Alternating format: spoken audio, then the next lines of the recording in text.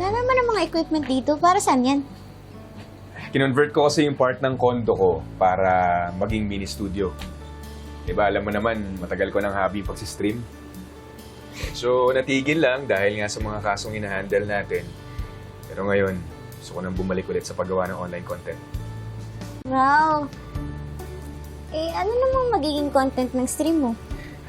Gusto ko mag-start ng public service podcast. Magbibigay ng free legal advice, lalo na sa mga mahihirap. Ang laki na talaga ng pinagbago mo, Kurt. Nung nasa law school pa lang tayo, puro kalokohan ka lang eh. Tapos may pagkabuli ka pa. Lagi nga akong asartado sa'yo nun. Pero ngayon, pwede ka nang ipagtayo ng rebulto. Grabe ka naman. Ganun ba ako kasama dati? Oo kaya. Nilet. Hindi ko alam kung nakapag-sorry na ako sa'yo sa lahat ng mga kasalanan ko noon. Pasensya ka na kung napahirapan ko yung buhay mo. Nag-aaral pa tayo. Pero kung ano man yung magandang pagbabago sa akin ngayon, dahil sa'yo yun. Bakit ako? Kasi sa lahat na nakilala ko, ikaw lang yung nag-iisang nag-inspire sa akin to become a better man.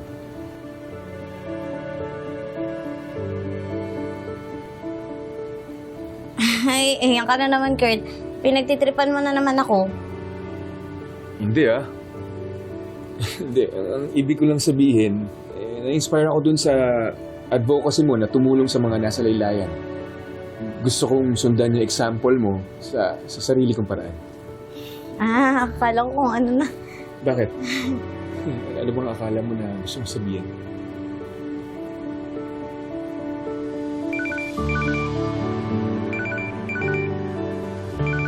Si Bonnie. Hello, Bonnie? Kasama ko din si Kurt ngayon na.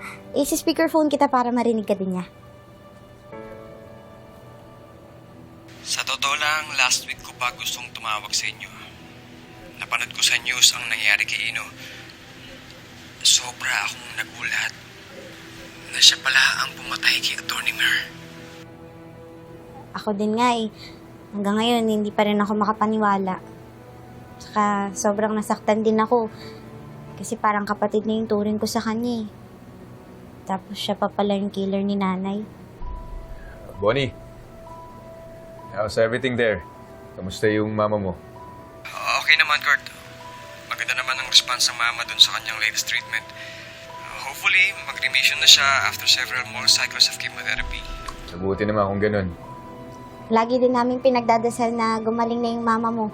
Salamat, pero right now, medyo busy rin ako building some connections here para maka-generate ng funding para sa KKK.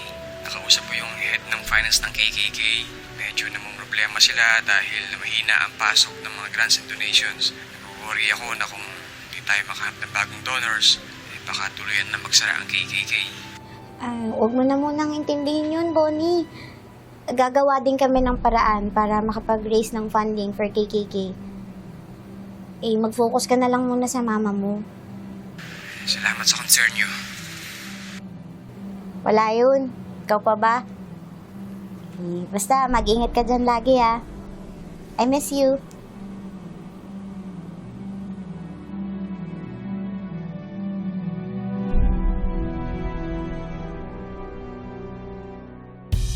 Matapos ang masusing pagdinig at pagsusuri sa mga ebidensya at testimonya, napatunayan ng korteng ito na si Vicente Fernan ay hindi nagkasala sa kasong reckless imprudence resulting to damage to property. So ordered. Maraming salamat, Atty. Lilet Matias.